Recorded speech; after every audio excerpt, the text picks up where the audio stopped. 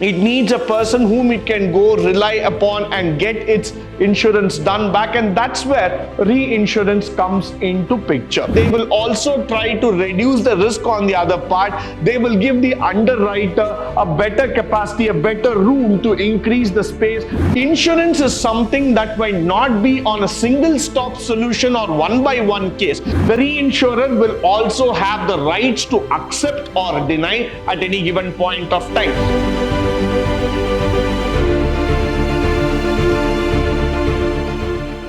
Good morning and welcome to the session 3 in Unit 5 in Management of Banking and Insurance Services, where we are going to speak about the role of reinsurance and how it is important for the insurers. All of us know that whenever we need money for any emergency or exigency, we go and look in for insurance. But in case if the insurance wants a backup, where do they go? So let's go further and try to understand the concept of reinsurance. Now, reinsurance is also known as insurance for the insurers or a stop-loss insurance. So it is quite obvious for each one of us to understand at this juncture that this is the factor which is very, very important for each one of us to know. Why? Because there are times at which where we would be working together to stop the loss for insurance. If the people claim too much of insurance and the insurance company is not able to manage itself, it needs a backup. It needs a person whom it can go rely upon and get its insurance done back, and that's where reinsurance comes into picture. Now, reinsurance is the practice whereby insurers will transfer portions of the risk portfolio to other parties by some form of agreement to reduce the likelihood of paying large obligation resulting from an insurance claim. Now, let me just give you an example here. In the year 2001, when there was an attack on the Twin Trade Towers, that is the World Trade Towers in New York, what happened is that the entire building was insured for billions and billions of dollars. Now, when the entire terrorist attack happened and both the Twin Towers just came down crumbling like a pack of cards, automatically the entire risk got transferred on to the insurance company, which they felt that they were not in a position to give it back. So they had again gone and approached a third party insurance, a reinsurer, to give back the money. So there might be situations like this which can exist in this world. We never know when this kind of situations can come. So in order to avoid that kind of situation, we go in for reinsurance. Reinsurance is a methodology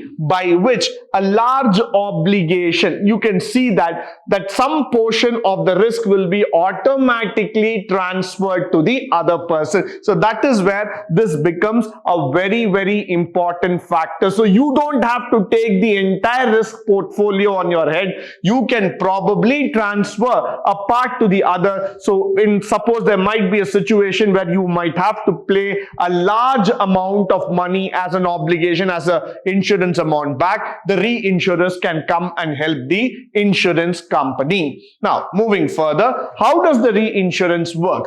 The first thing is that it allows the insurers to remain solvent by recovering some or all the amounts paid to the claimants. Reinsurance will reduce the net liability on the individual risk, not on everybody, on the individual risk, and the catastrophe protection for multiple and large losses that we are talking about. Now, let me just go on with this, try to explain you about this factor.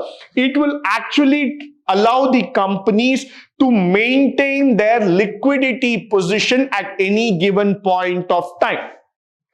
What they will try to do, they will try to recover some amounts back from the claimants. Reinsurance will actually allow them to reduce the net liability on the individual and the catastrophe protection from large and multiple losses. So with that, what will happen here is that you will come to see that the reinsurance company is actually trying to make a very good factor of maintaining liquidity and also trying to reduce the risk on the insurance company. The practice also provides ceding companies, those who seek reinsurance, the capacity to increase their underwriting capabilities in terms of the large number of risks. So what is going to happen here? So people tomorrow who are going to ask for any backup, are going to ask for any other kind of insurance,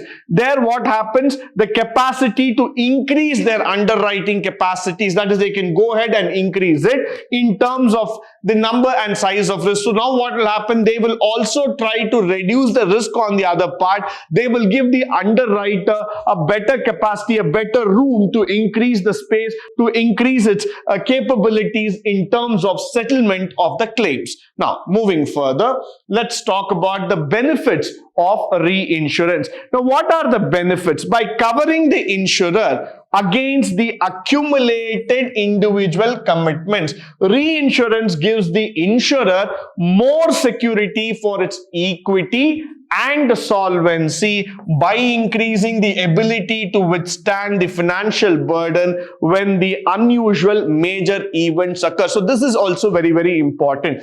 By covering the insurer against the accumulated loss. See, insurance is something that might not be on a single stop solution or one by one case. There might be hundreds and thousands of people who will apply back to the insurance company claiming for insurance. So then that gets into an accumulated commitment altogether for the insurance company. Now, if there are 1,000 people or 10,000 people who are applying for their insurance claim in an organization, then the accumulated amount of money that the insurance company has to pay back to the individuals will be on a large side. So that is where this kind of reinsurance will give a backup, will give a comfort, saying that we are there to provide you equity, to provide you that solvency requirement, and we have the ability to withstand the burden when unusual or major events occur. So any kind of catastrophe, any kind of things that, for example, it might be a flood, it might be a tsunami, it might be any kind of disaster or a terrorist attack happening,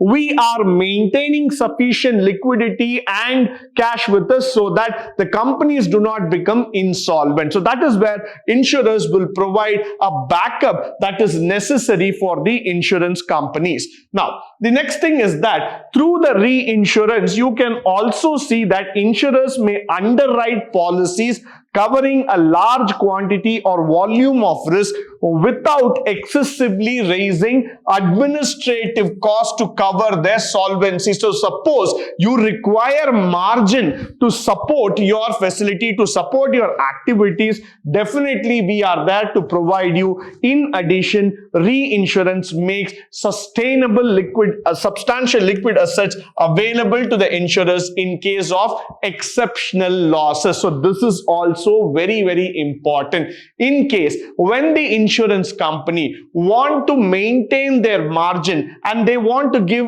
that, the susceptible losses and factors have to be reduced, the reinsurer comes in place, helps them back to come back in life, and that is where you will see that the companies do not have to go insolvent at any point of time. So that is very, very important for all of us to understand that whenever marginal supports are needed, whenever a backup is needed, a cushion, a comfort is needed, substantial liquid assets are being kept in position to back out in any case. Now, the next thing that we are going to see about is the types of reinsurance. Now, we have the facultative coverage protects an insurer from an individual, a specified risk or a contract. Now, this is one kind of reinsurance that we need to know.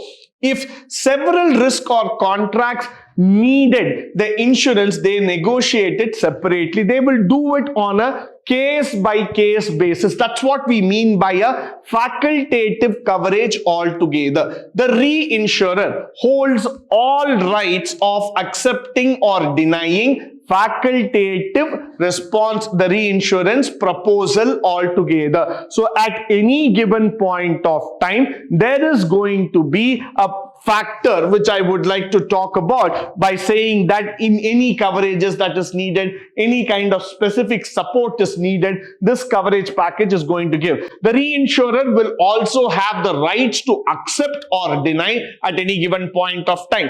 If the reinsurer finds that this is quite risky enough for themselves, or this is something that cannot be accepted at this moment, then they can go ahead and cancel it altogether. The reinsurance treaty is set for a period rather than per risk factor basis. The reinsurer covers all or a portion of the risk that the insurer might occur. So rather than going for a pre-risk methodology, what we try to do here is that we will go in for a specific period time zone, say for 3 years, for 5 years, 10 years, or for 1 year, whatever is the factor that will be given by the reinsurers, so that we can avoid the risk on contract basis. Right? You don't have to take it on a case by case. Here we go it on a set contract basis altogether. The reinsurer covers all portions of the risk or a partial portion. So there are both ways of looking at it. So you can either go by on a partly basis, or you can start going on in terms of a complete insurance cover, followed by the proportional reinsurance. Now, what is a proportional reinsurance? Under the proportional reinsurance, the reinsurer receives a prorated share of all policy premiums that are sold by the insurer for a claim purpose. The reinsurer bears a portion of losses based on a pre-negotiated percentage. So based on a pre-negotiated percentage, on a factor of how we need to take into picture, this kind of ideology, understanding is being looked into it, and the reinsurer will reimburse the insurer for processing, business acquisition, and for the writing cost, which means to say that over a period of time, what will happen here is that under a proportional factor, we try to understand the risk. We will first calculate, we will evaluate how much is the actual loss, actual damage that has happened here. So we will go on a factual understanding of the situation, then calculate it and give the insurance company an amount so that they are able to substantially hold back the loss. So this is where we are talking about a factor called as the proportional insurance on the proportional basis, where depending on the impact factor, a proportional factor will be calculated from the reinsurance company and will be reimbursed back to the original insurance company, followed by the non-proportional factor. With non-proportional reinsurance, the reinsurer is liable if the insurer's losses exceed the specified amount known as the priority or the retention limit. So here what I'm trying to do, it's the reinsurer is liable if insurer's loss exceed a specific amount. Now, for example, if the loss is kept at 100 crores, suppose the loss exceeds that 100 crores, then I'm not going to talk about proportional. I'm going to bring here the non-proportional factor, as a result of which the reinsurer does not have a proportional share in the premium and losses. The priority or the retention limit is based on the type or the entire risk insurance category. So based on the type, based on the priority, the entire risk will be taken into account, or that specific factor altogether. Moment the insurance company raises a red flag saying that the losses are exceeding than the given level, the reinsurer will come into picture and give back the losses to this company. So that is where we will always talk about the proportional, that is the non-proportional factor altogether in terms of the risk coverage. Next, excess of loss of reinsurance. Excess of loss of reinsurance is a type of non-proportional coverage in which the reinsurer covers the losses exceeding the insurer's retained limit, which is being talked about. This contract is typically applied to catastrophic events and covers insurers either upon the pre-occurrence or the cumulative losses within the set period. That means to say that excess of loss, for example, more than the factor of loss, if there is going to be an attack where it is going to be maintained within a limit, and this contract is applied only for catastrophic events, typically like a tsunami, flood, earthquake, or a typhoon, or any thunderstorm, and all those kind of catastrophic terrorism attacks kind of things coming in. This will be covered on a pre-occurrence basis or the cumulative loss within the set period. Within that time period, if that kind of a catastrophic event is going to happen and that is going to affect where an excess of loss is going to come into the insurance company, then we are going with this particular type of reinsurance. Now, moving further, with this we come to the end of this particular session. I hope and believe that this session was informative and of a great resource to you. In the upcoming session, we are going to learn about the role of insurance and the benefit to the society. Until then, stay tuned, stay blessed, and stay enlightened forever. Thank you once again for joining me today on this wonderful session.